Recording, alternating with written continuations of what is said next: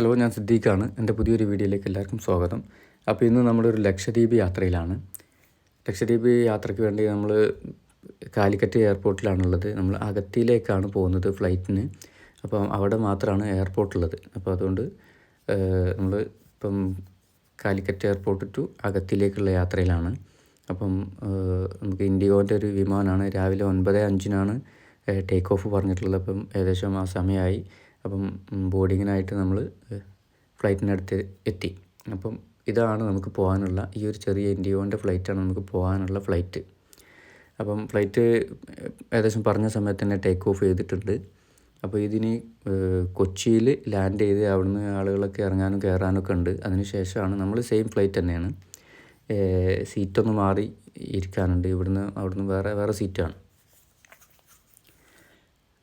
അപ്പം ഫ്ലൈറ്റ് കൊച്ചിയിൽ ലാൻഡ് ചെയ്തു. ഏകദേശം 9:30 ആ ഒരു സമയമായപ്പം കൊച്ചിയിൽ ലാൻഡ് ചെയ്തു.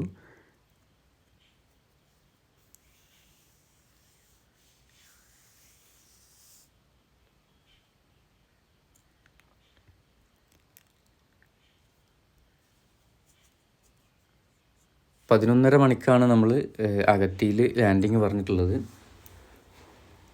അപ്പോൾ കൊച്ചിയിൽ നിന്ന് വീണ്ടും ഫ്ലൈറ്റ് ടേക്ക് ഓഫ് ചെയ്ത് ഇപ്പം കൊച്ചിയിൽ നിന്ന് ഏകദേശം 1 മണിക്കൂറാണ് നമുക്ക് അഗത്തിയിലേക്ക് ക്യാപ്റ്റൻ അനൗൺസ് ചെയ്ത സമയം.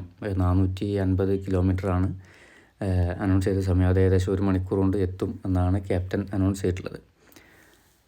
അപ്പോൾ എന്തായിരുന്നാലും ഏകദേശം പറഞ്ഞ സമയത്ത് 11:35 കൂടി നമ്മൾ ഏകദേശം അഗത്തിയിൽ ലാൻഡ് ചെയ്യാൻ പോവാണ്. അപ്പോൾ ഈ കാണുന്ന ചെറിയ ദ്വീപ് കൽപ്പട്ടി എന്ന് പറഞ്ഞ ദ്വീപാണ്. അതിനടുത്തായിട്ടാണ് ഈ അഗത്തി ഉള്ളത്. അഗത്തിയുടെ റൺവേ ഉള്ളത്. അഗത്തി വേറെ ദ്വീപാണ്. അപ്പം ഇതാണ് ഈ കാണുന്നത് അഗത്തീൻ്റെ സ്റ്റാർട്ടിംഗ് ആണ്, റൺവേ ആണ്.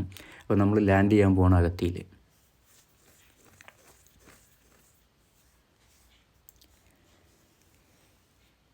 അഗത്തിയിൽ ലാൻഡ് ചെയ്യുമ്പോഴുള്ള കാഴ്ച എന്ന് പറഞ്ഞാൽ നമ്മൾ ഇരുവശവും ഇപ്പോൾ നമ്മൾ കാണുന്ന ഇത് ഈസ്റ്റാണ്. ഓക്കെ, കിഴക്ക് വശമാണ്.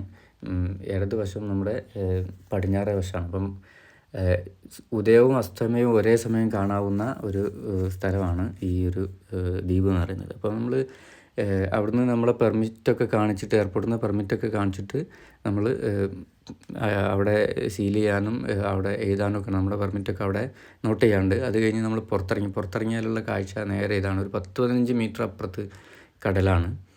അങ്ങനെ നമ്മളെ സ്പോൺസേഴ്സും അവരുടെ കമ്പനിക്കാരൊക്കെ നമ്മളെ പിക്ക് ചെയ്യാൻ വന്നിട്ടുണ്ട്. അവർ ബൈക്കുമായിട്ടാണ് വന്നത്. അപ്പം നമ്മൾ ബൈക്ക് റെൻറ്റിന് പറഞ്ഞിട്ടുണ്ടായിരുന്നു.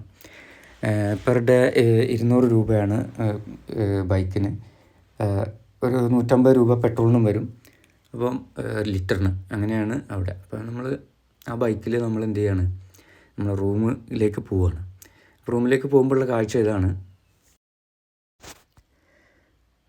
റോഡിന് 2 വശവും തെങ്ങാണ്. അതുമാത്രമല്ല 2 വശത്തും കടലുമാണ്. ദ്വീപിന് ഇവിടെ ഏകദേശം 100 മീറ്റർ കഷ്ടിച്ച് വീതിയില്ല. 100 മീറ്റർ ഇല്ല, അത്രയും കുറവാണ്. അപ്പോൾ നമ്മൾ ഇതാണ്. പിന്നെ വേറെ പ്രത്യേകത എന്ന് പറയുന്നത് ഇവിടെ ഹെൽമെറ്റ് നിർബന്ധമില്ല. പക്ഷേ 3 ആളെ വെച്ച് പോകാൻ പറ്റില്ല ബൈക്കിൽ. അത് പ്രശ്നമാണ്. ഹെൽമെറ്റ് നിർബന്ധമില്ല. പിന്നെ ഇവിടുത്തെ ഒരു ആവറേജ് സ്പീഡ് എന്ന് പറയുന്നത് ഒരു 30, 35, 40 ആ സ്പീഡിൽ പോകേണ്ട ആവശ്യമുള്ളൂ.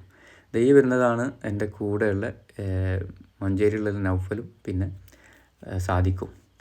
ഓക്കെ, അപ്പം അവർ ബൈക്കിൽ വന്നുകൊണ്ടിരിക്കുകയാണ്. അപ്പം ഇതാണ് വീടും കാര്യങ്ങളൊക്കെ. ഒരു നോർമലി ഓടിട്ട വീടുണ്ട്, അതുപോലെ തന്നെ നമ്മുടെ കോൺക്രീറ്റ് വീടുകളുണ്ട്. അപ്പോൾ അങ്ങനെയാണ്. വലിയ ആർഭാടങ്ങളൊന്നുമില്ല, എന്നാലോ അത്യാവശ്യങ്ങളൊക്കെ ഉണ്ട്. പിന്നെ ഇതാണ് ഇവിടുത്തെ മെയിൻ റോഡ്. എയർപോർട്ട് ഹൈവേ ആണിത്. ഈ ഹൈവേക്കുള്ള ഏകദേശം നീളം എന്ന് പറയുന്നത് 8 കിലോമീറ്ററാണ്. ഈ ഒരു എൻഡിൽ നിന്ന് അപ്പുറത്തെ എൻഡ് വരെ 8 കിലോമീറ്ററാണ് ഏകദേശം ഈ ഒരു റോഡിൻ്റെ നീളം. അതിൽ തന്നെ 1 കിലോമീറ്റർ റൺവേ ആണ് എയർപോർട്ടിൻ്റെ. ഓക്കെ, പിന്നെ 2 വശങ്ങളിലും ഞാൻ പറഞ്ഞല്ലോ തെങ്ങ് മാത്രമാണ് ഇവിടെ കാണുന്ന മരം. മറ്റ് മരങ്ങൾ അപൂർവമായിട്ട് ഉള്ള മരങ്ങളേ ഉള്ളൂ. അല്ലാതെ നമ്മുടെ ഇവിടുത്തെ പോലെ പ്ലാവോ മാവോ അങ്ങനത്തെ മറ്റു മരങ്ങളോ ഒന്നുമില്ല, തെങ്ങ് മാത്രം. അതുകൊണ്ട് തന്നെ ഇവിടുന്ന് തേങ്ങ ഒക്കെ നമ്മുടെ നാട്ടിലേക്ക് വില കുറഞ്ഞ സമയത്തൊക്കെ നമ്മുടെ നാട്ടിലേക്ക് തേങ്ങ ഒക്കെ കയറ്റാറുണ്ടെന്ന് ഞാൻ കേട്ടിട്ടുണ്ട്. പിന്നെ ഇവിടുത്തെ മെയിൻ പിന്നെ ജോലി എന്ന് പറഞ്ഞാൽ മീൻപിടുത്തം തന്നെയാണ്. ചൂരയാണ് ഇവിടുത്തെ മെയിൻ വിഭവം, മീൻ. പിന്നെ അതുപോലെ തന്നെ പിന്നെ ഇപ്പോൾ ഇവിടെ ഈ ടൂറിസം അതുപോലെ തന്നെ ഈ റിസോർട്ടുകളൊക്കെ ഇങ്ങനെ അധികരിച്ച് വന്നുകൊണ്ടിരിക്കുന്നൊരു സമയമാണ് ഇപ്പോൾ.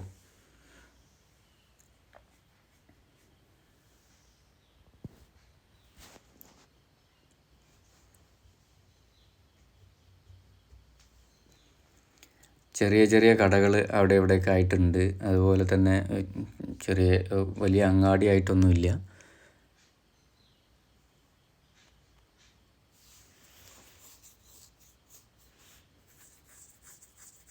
പിന്നെ നമ്മളെ ഈ പോക്കിന് ഈ ഒരു പോക്ക് അറേഞ്ച് ചെയ്തിട്ടുള്ളത് കൊണ്ടോട്ടിയിലുള്ള ടേക്ക് യുവർ ബാഗ്സ് എന്ന് പറഞ്ഞ ട്രാവൽസാണ്. അവരാണ് ഇതിന് വേണ്ട പെർമിഷന്, പോലീസ് വെരിഫിക്കേഷന്, അതുപോലെ തന്നെ ഈ ടിക്കറ്റിങ് കാര്യങ്ങൾ, അവിടുത്തെ നമ്മളെ സ്റ്റേ, നമ്മുടെ ഫുഡ്, റിട്ടേൺ ഷിപ്പ് ടിക്കറ്റ് കാര്യങ്ങൾ എല്ലാം അറേഞ്ച് ചെയ്തിട്ടുള്ളത്. അതുപോലെ തന്നെ സ്നോർക്ലിങ്, പിന്നെ മറ്റു ദ്വീപിലേക്കുള്ള ബോട്ട് യാത്രകൾ, അതുപോലെ തന്നെ നമ്മൾ സ്കൂബ ഡൈവിങ് എല്ലാം അറേഞ്ച് ചെയ്തിട്ടുള്ളത് ഞാൻ പറഞ്ഞ ഈ ഒരു ടേക്ക് യുവർ ബാഗ്സ് എന്ന് പറഞ്ഞ ട്രാവൽസാണ്. അപ്പോൾ നിങ്ങൾക്ക് ലക്ഷദ്വീപിലേക്കൊരു യാത്ര പോകാൻ അല്ലെങ്കിൽ മറ്റേതെങ്കിലും യാത്രകൾ പോകാൻ നിങ്ങൾക്ക് ആഗ്രഹമുണ്ട് എന്നുണ്ടെങ്കിൽ നിങ്ങൾക്ക് ഈ ടേക്ക് യുവർ ബാഗ്സ് ആയിട്ട് കോൺടാക്റ്റ് ചെയ്യാം. ഞാൻ അവരുടെ നമ്പർ താഴെ കൊടുക്കുന്നുണ്ട്. അങ്ങനെ നമ്മളെ നമ്മളെ ഹോം സ്റ്റേൻ്റെ അടുത്ത് എത്തിയിട്ടുണ്ട്. അപ്പോൾ നമ്മൾ എന്ത് ചെയ്യാണ്, ഇനി റൂമിലൊന്ന് റെസ്റ്റ് എടുത്തതിന് ശേഷം ഇനി കുറച്ച് കഴിഞ്ഞിട്ട് ഇറങ്ങിയാൽ മതി എന്നുള്ളത് നമ്മളെ സ്പോൺസർ പറഞ്ഞിട്ടുണ്ട്. അപ്പോൾ നമ്മളത് പ്രകാരം നമ്മൾ റൂമിനടുത്തേക്ക് പോവുകയാണ്. 2 ബൈക്ക് നമുക്ക് തന്നിട്ട് അവർ പോവും. പെട്രോളും കാര്യങ്ങളൊക്കെ തന്നിട്ട് അവർ പോവും. പിന്നെ നമുക്കിവിടെ കറങ്ങാം. ഇനി ഒന്ന് ഭക്ഷണമൊക്കെ കഴിച്ചിട്ട് 1:30 മണിയാകുമ്പോഴത്തേന് ഫുഡ് എത്തും. അത് കഴിഞ്ഞ് നമ്മളൊന്ന്